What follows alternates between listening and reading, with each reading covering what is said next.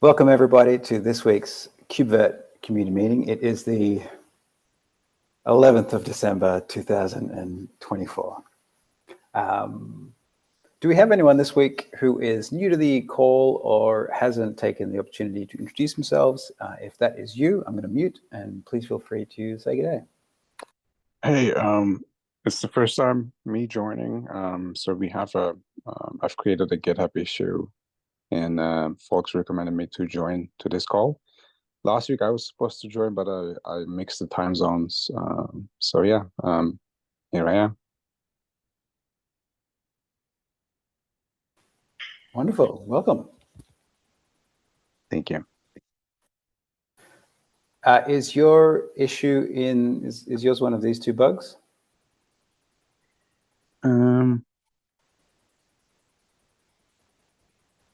No. I can update, but I couldn't find the document in the invite. Maybe I need to go to the website. I can just do it right now. I'll just put in the chat. I forgot to do that at the start of the meeting. Perfect, thank you. There it is there. And if you are a member of the KubeVirt Dev Google, what do we call it? Google group, then you should be able to edit it. Otherwise, the link to do that is at the top of the document. Okay. Is there anyone else here that would like to introduce themselves?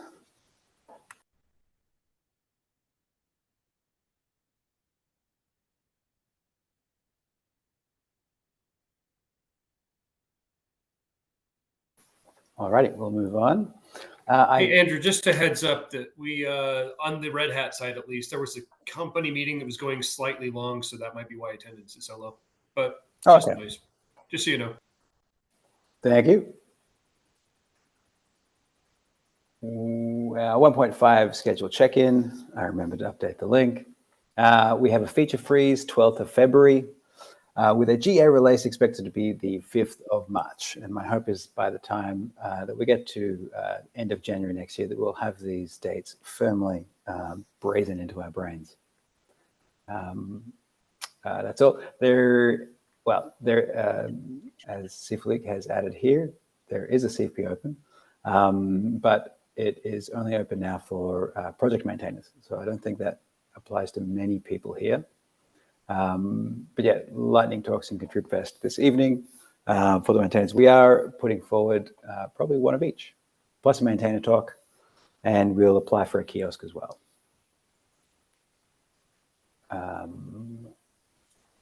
It joys me to see people adding stuff at the last minute to our agenda. Now, this is great. Daniel, you've got the next point on the contributors tool. Okay. Wait a second. Can you hear me? I can hear you. That's great. So I was just, oh yeah, I was just doing something around the contributions retrieval because it occurred to me that we can't really rely on the KubeVirt DevStats dashboards because they are not exportable, at least not by automation somehow. At least I didn't find a way. So, and Vladik also pointed out that we should probably take a look at how to fetch contribution statistics somehow, or at least like fetch some data from GitHub about which people are contributing what. We had cases where we needed evidence for people probably not being active, and so I did write something that uses the GraphQL API of GitHub to fetch a couple of metric stuff or to collect some data. So if anyone would be wanting to look at this when it comes to like evaluate how active someone is or whether they are even active. So that's basically the point I'm trying to solve with that. And yeah, I just wanted to ask the community if they all can take a look, or the people that are interested in those things, and whether it touches all the use cases that we have. So that's my my pitch for this one.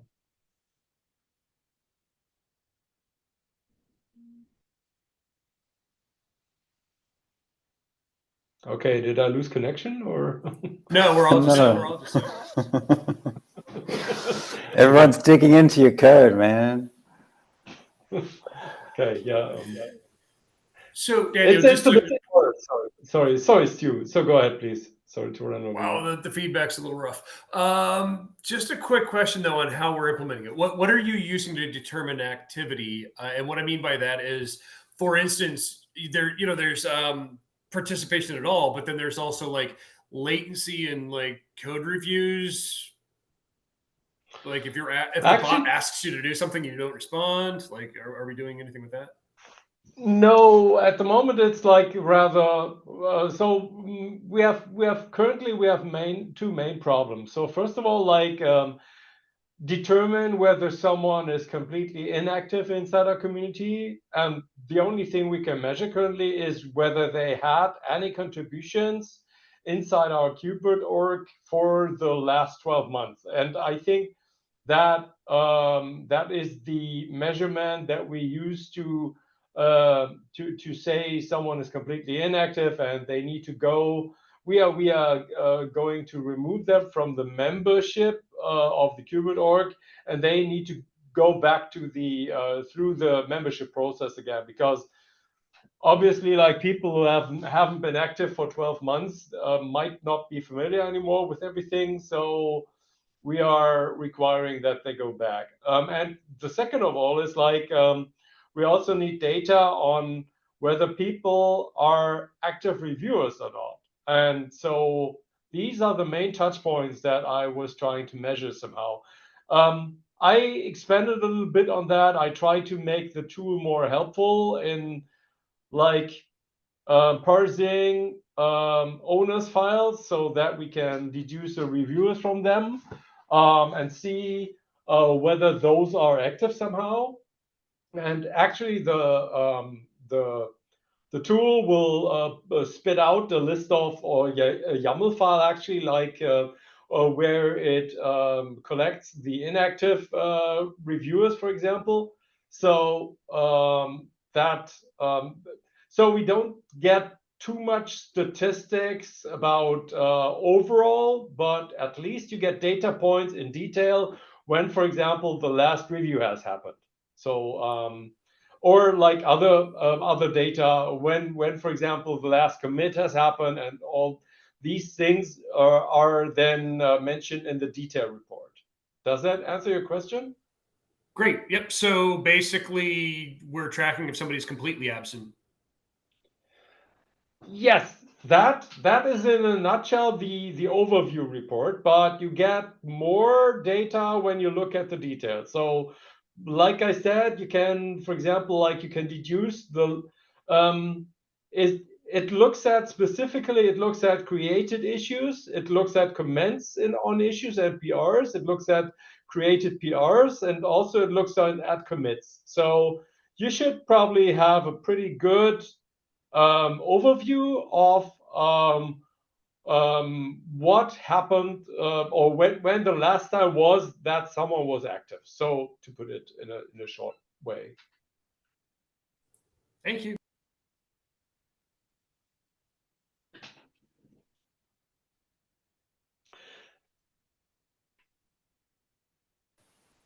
I've just added this is of relevance. So this is adding to our membership policy, basically the framework for this, which it came up in a PR a little while ago, removing people who had been active. And this PR, which people can review and please approve, the greater, I guess, recommendation for the community is if you are a reviewer, if you are a approver, and you do step away from the project, please remove yourself from the review and approval list. It makes life a lot easier. Otherwise, yeah, we have to go through and figure out when you're crossing the point of inactivity and stuff like that. Yeah, I think this is great, Daniel, by the way. Thanks. Yeah, I hope, as I said, I hope that it somehow like touches the use cases that we need. If you, Andrew, if you have ideas on how to even like extend it to other use cases that you see, please go ahead and comment on the pull request. So I hope that everything I wrote up makes it clear what it wants to do. Sounds good. Cheryl, I think you've got your hand up. Oh, there we go. It's not about this, it's about my little item. So when we get to that, I'll talk about that if we're there already. The KubeCon London? Yeah. Go for it. Well, the deadline for lightning talks and a Contrib Fest is this evening. It's in about 9 hours. I got something in the mail, in email, like yesterday, and I was like, oh, well, we've been working on this one use case scenario and implementing a demo of it, you know, that we were interested at IBM, but it uses KubeVirt and Kubernetes. It's not the downstreamed versions that we're not allowed to talk about yet. So I thought I'd describe that, but I'm not sure. Do we have like a process for people reviewing what we say in forums like that, or here, in addition to the people I need to clear it with, you know, in my management, or Sort of, yes. Normally, typically what we've done is, if people have ideas, they'll ping me about them. More often than not, I need to find people to potentially present this kind of stuff. At the moment, we are actually working on a maintainer talk, and I think if he's in this, Lubo's here, was putting together something regarding Go tests for a Contrib Fest. So if that suits, then you might want to ping him. And if you've got a project in mind to also put forward for the Contrib Fest. The Contrib Fest, now, we did do one, when was it? This year in KubeCon EU. And so it is a highly competitive field. And so I don't expect that we'll get accepted so soon after our last one. But we did figure, you know, why not? Let's put something out there and try. So if you do have a small project involved, shoot it to Lubo. And if you want to, I have a bunch of meetings after this, but yeah, if you want to create a group in the KubeVirt, the Kubernetes Slack channel with me and Lubo, and if you've got someone else in mind, we can see if the ideas mesh. well, I mean, it might be nice to focus on multi-arch, that because that's our particular interest. Also using multi-architecture Kubernetes clusters with different, you know, CDI and KubeVirt deployments on different architectures within the same cluster. I submitted a just an individual lightning talk because, you know, I had the idea. I was just like, and we've been working on it, and but if, you know, we want to put together a group to discuss it, you know, what is it, 5 or 6 people that, you know, and maybe focusing on, you know, ARM and S390X and multi-arch, if anyone else is interested in that. Otherwise, we can just, you know, we can actually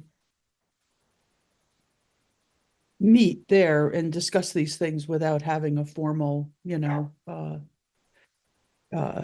Contrib Fest thing accepted. So I guess it depends on, I'll open up a Slack channel on the, I'll open up a Slack channel or create a Slack channel or start, or maybe just a thread, and put out the idea. I think we've got 8 or 9 hours left to put it together. So I don't really feel that, I mean, a lightning talk I can put together quickly, but this would normally, I think, require more effort and planning than, something thrown together at the last minute. So depends on, Definitely. yeah. And if we're doing a multi-arch something, it would be interesting to get see if we can get Howard involved. And there was someone else from SUSE who was interested in helping along some of the ARM stuff. So that might be something that we can plan to get those folks involved in for a subsequent KubeCon. There's a KubeCon Japan next year, and also a KubeCon North America might be valid. I think North America would be great for me, obviously, because but I also like the idea of going to London. So so that's my story, and I'm sticking to it. I'll leave the lightning talk up. I hope it's accepted. It's just using CDI on different architecture nodes to import VMs from VMware, and then utilize them. Use Kubernetes as a platform for, and KubeVirt in that context as a way to shift workloads over Yeah, to no, sounds good. the frame, which is where all workloads belong. Yeah, please start a thread in Slack. Sure. And I'll have a quick look after this meeting as well, because there is as part of, I think, the Maintainer Summit, which is before KubeCon this year, there is a project meeting something available for that. So I can have a look at what the details are for that, if you want to have a collective talk about multi-arch and KubeVirt. Okay. Could I attend that? Like, do those meetings take attendees, or? I don't know. It's the first time they've run this event, and so the full details I don't necessarily stick in my mind at the moment. Okay. So maybe I'll find out. It's the party, or maybe figure out how to get invited. So, okay. Well, thanks a lot. I just thought I'd mention it. And I think, obviously for Atlanta later on in the next November, we have more time to plan for that. So, Yeah. Nice one. All right. Thanks, Cheryl. No problem. Thanks. Hey, Andrew, just throw my name in the ring here. We've got a bit of attention on this, and I think that it may actually play out sooner than next year. So keep me involved. Sure thing.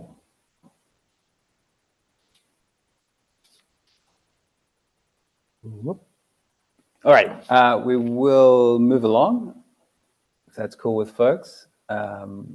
Daniel has a bunch of things here that he's looking for attention on. Yeah, so I was wanting to raise a couple of PRs that I have. Like there is one PR that is at the top of this list that just is like a change of a link.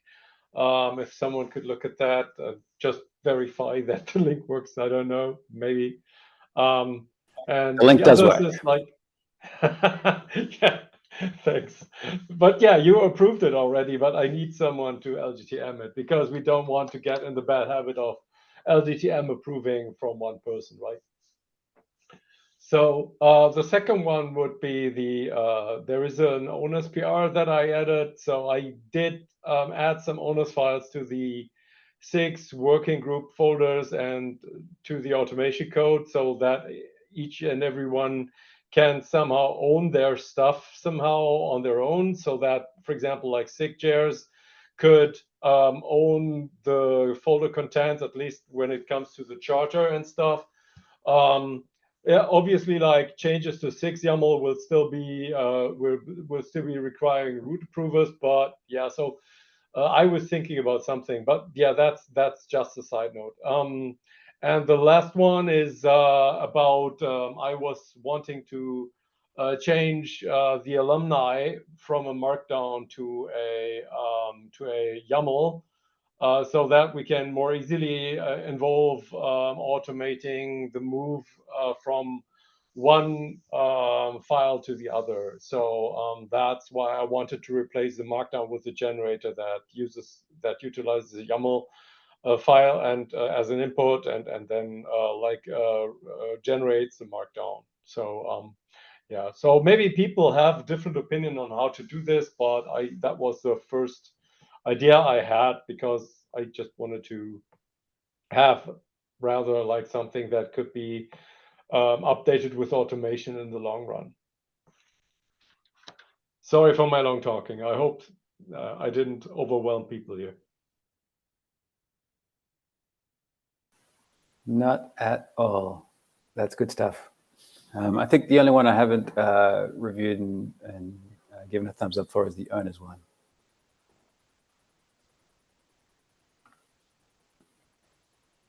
That's right. Yeah, question of code approvers. All right. Yep. So if folks could please take a quick look at those, particularly the first one. That is a nice one-liner, and the link works. Here it is. Ba-ding. Does what it says. Vladik, is Vladik here? Yeah, I'm here. Yeah. Hello. Hey, so this is just a reminder to review the new enhancements process that we're suggesting. And effectively, what I wanted is to see if we can agree on what is being proposed before the 1.5 alpha, so we could actually start implementing this process gradually. So what I'm looking for is basically reviews and see if everyone is on board.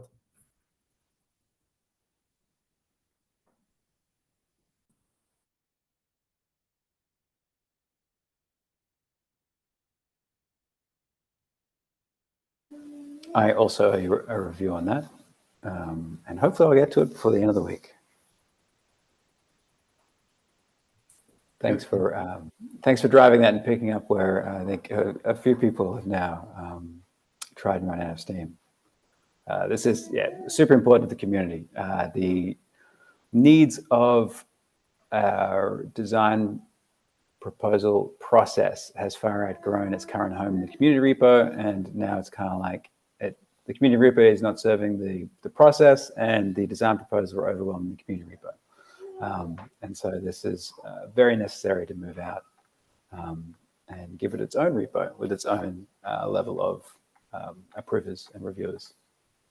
So this affects everyone in the community. So please take the time before the end of this week, like myself, and have a look, provide your feedback. And if it looks good, throw in an LGTM. Actually, I was talking to someone recently, one of the maintainers, and they said that if they see something that has an LGTM on it, then they won't bother putting an LGTM on it.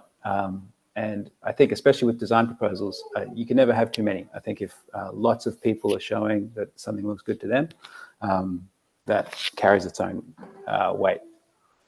So please don't be afraid of adding additional LGTMs. And if anyone has, there's a good reason to take issue with that, please correct me. Yeah, especially here we want like a broader approval that people will be on board with this process. Exactly. If there are no questions for Vladik on that, we'll move along. There's a couple of things on the mailing list I saw that this one didn't have a response. Let's just check.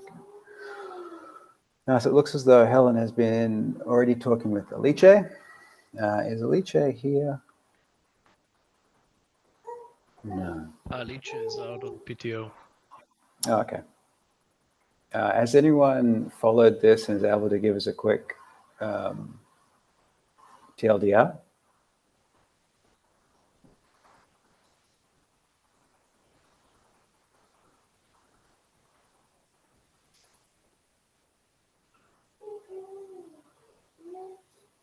I'll take that as a no. What have we got?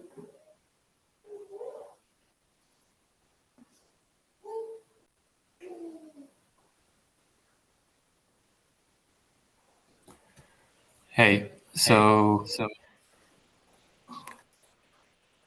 I believe so. This is or a summary of this is that for ECAS, yeah, there is different place where they put the service account. So basically, our feature where you can pass through the service account to the VM is not working on it. And so I think Alicia was in contact with this person and was offering some solutions for this, but I'm not sure where this went.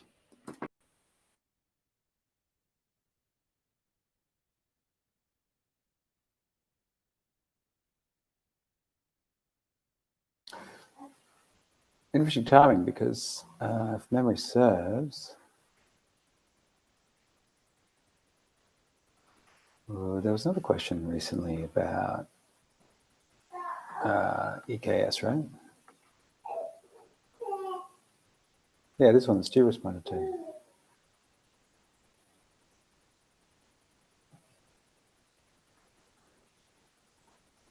Was this asking about basically the same thing, but in fewer words? No, this is a different feature. Gotcha.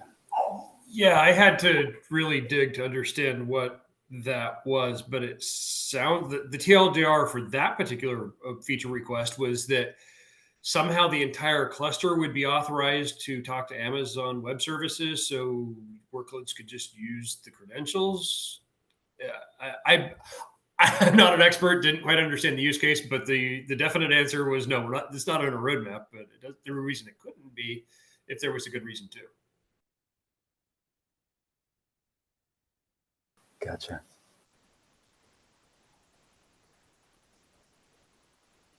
I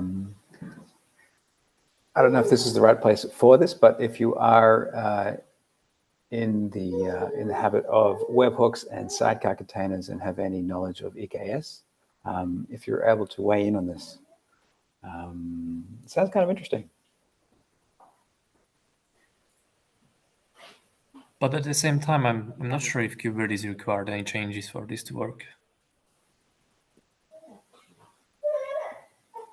That wasn't 100% clear. It sounds like what happens is the cluster becomes the broker or the credential broker for the VMs. So it would take active participation, if that makes sense.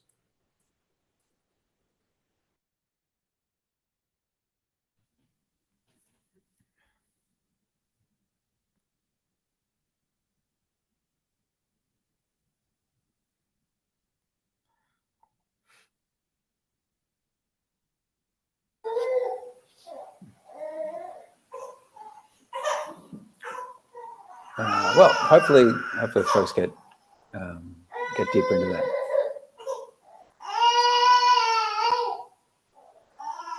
This was more of an FYI about the data volume garbage collection is going to be deprecated. When does it say?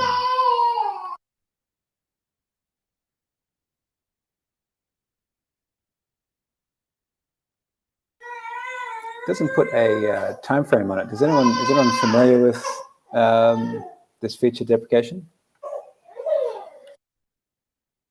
Yeah, there's actually a KubeVirt PR removing the tests.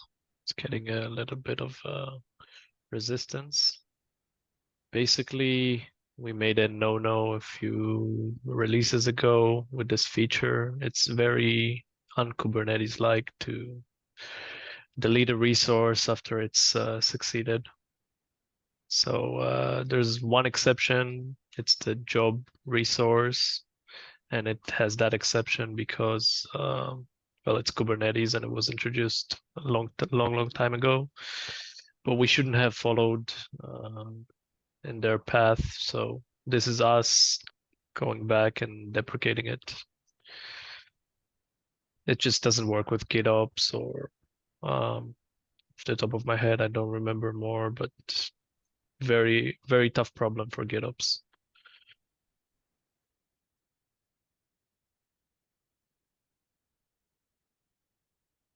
And so there's no like phase out timeline for this. It's just going to be straight next version. It's adios. Yeah, that's the last comment in this PR talking just about that.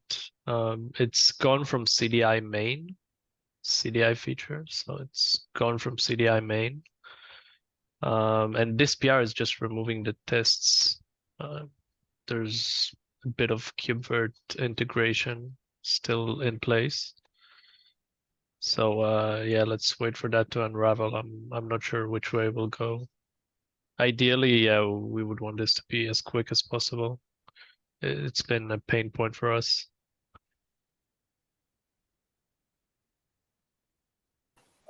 Thanks, Alex. If no one has any questions on that, we will move on. We do have a couple of bugs.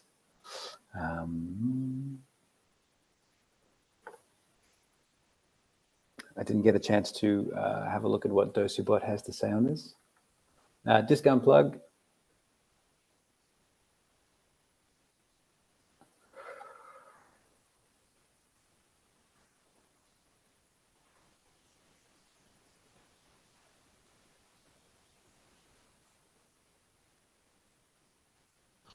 Maybe you could CC A Wells, so Alexander.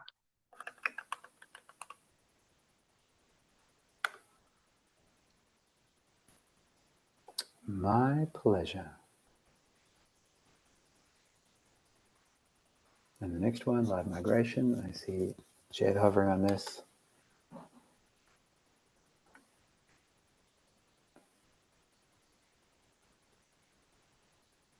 Harvest array.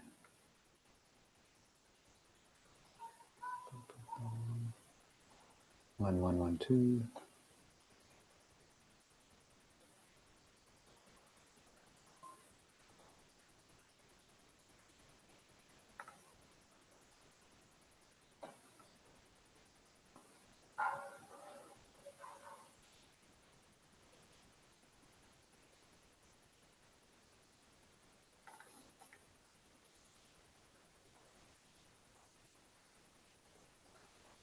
So is this an issue with the volume or the live migration? I think it's an issue with a container, a Vert launcher container after migration. But yeah, as you got me, I'm already looking at this, so you can see me. Okay, thanks, Jed.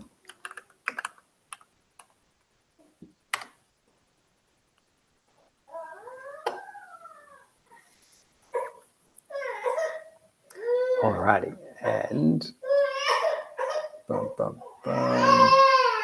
so I see there's a conversation about this point, Andrew, from last week.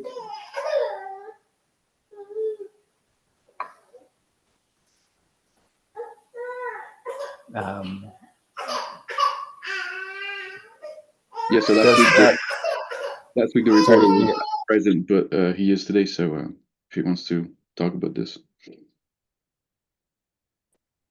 Hey. Yeah, so initially, like first, I would say a day or two, the Virt handler memory usage is around 100 megabytes. But then the more we wait, it is like it keeps increasing. And for example, right now, we have started like last week. Now they are at like 10 gig. Some of them are like 13, 15 gig level. So yeah, so what we're doing is like we have a Windows image that we run as a VMIRS. And yeah, that's basically it. We haven't been paying attention to Virt handler. And we have different clusters. Each cluster has the same issue. Yeah, I was just curious like how to debug or how to approach to this. I have sent the profiling results, but yeah, I guess it was a short period. I mean, I could try to keep it for a longer period, but then I'm not sure if it's going to be beneficial. And I also wanted to ask whether there's a possibility to put like a limit, like a request limit or memory CPU limit on the virt handler so that it gets killed with out of memory rather than keep increasing. Yeah, so any suggestions, basically, we appreciate it. Yeah, so limits on the KubeVirt resources. We explored that years ago, and sounds good, briefs well, it's a disaster. The short version is it crashes your cluster. This really sounds like a memory leak. Paging Federico, just so you hear. We have investigated this years ago and have some expertise within our team in terms of addressing this. But yeah, memory leaks are definitely a big deal. So we'll give it some, attention here. Hey, Lubo here. Are you also on the Slack channel in any way? It could be helpful if we can have a, faster communication channel in case somebody hops on this and finds that it doesn't have enough information and might, ask you to deploy some tools in order to identify the root cause. Yes, I am. I'm a member of the Kubernetes.slack.com, and usually I've posted questions to KubeVirt-dev. Is that the one you're talking about? Yes. So maybe just send them one more message so we can all contact you there in case we need. Okay, let me do it right now.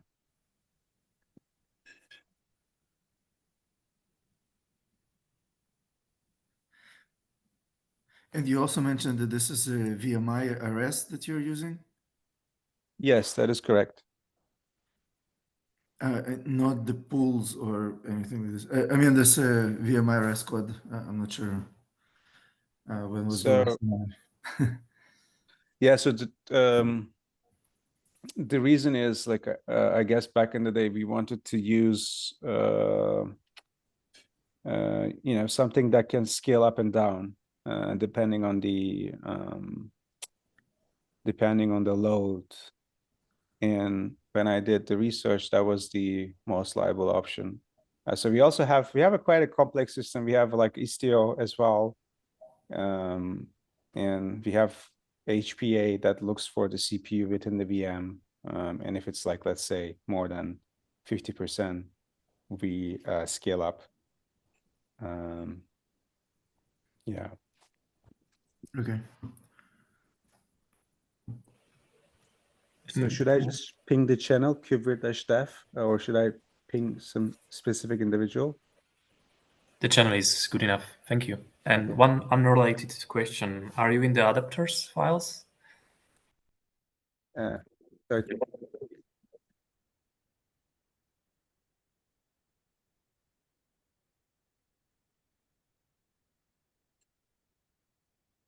Hello? Sorry, so the question is if you are in the adapter file, if you have shared that you are using KubeVirt, if you can, of course. I'm not sure what it is. Adapter files? Yeah, I give you a link to.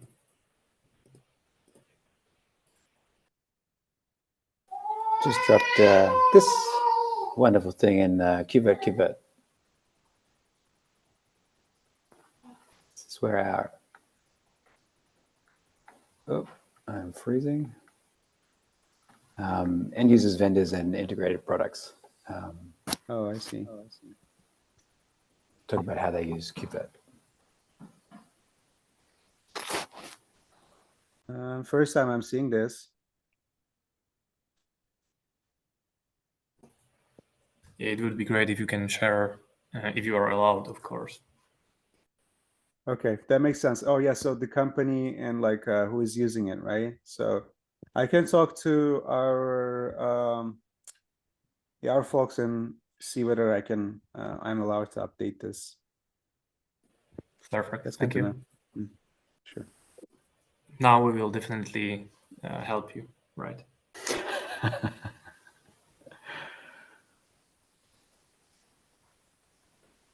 It's not that kind of a bargain. All right, excellent. I think that is, we'll move that to Slack, and hopefully we'll get to the bottom of that. Just one thing, did you update from 1.2 directly to 1.4?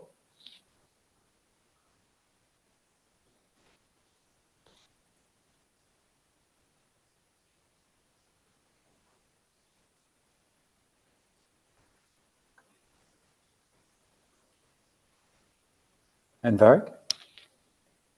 I'm sorry. I think it says here you were running 1.2. Did you upgrade directly to 1.4? Yes. So we did 1.3, and the last one was like 1.4. Gotcha. Right. Cool.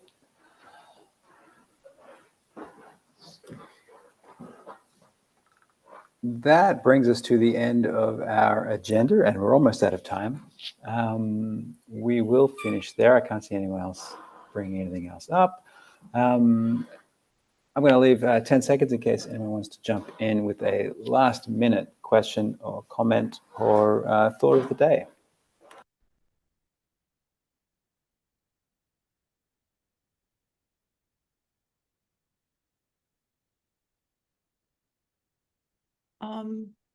If people want to Slack me on the CNCF workspace, if you're interested in this KubeVirt multi-arch KubeCon ContribFest channel that I just created,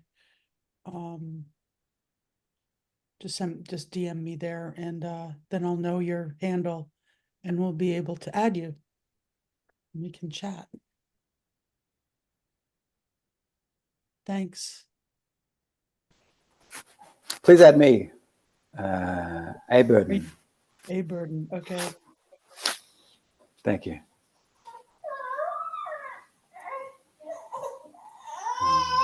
Does anyone else want to jump in? The last minute question, comment. I would like to scream into the room like my associate here.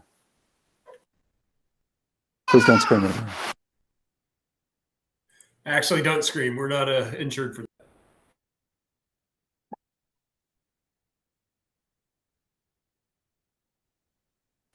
All right, we will leave it there. Thank you, everyone, for joining us and for a wonderful community meeting this week.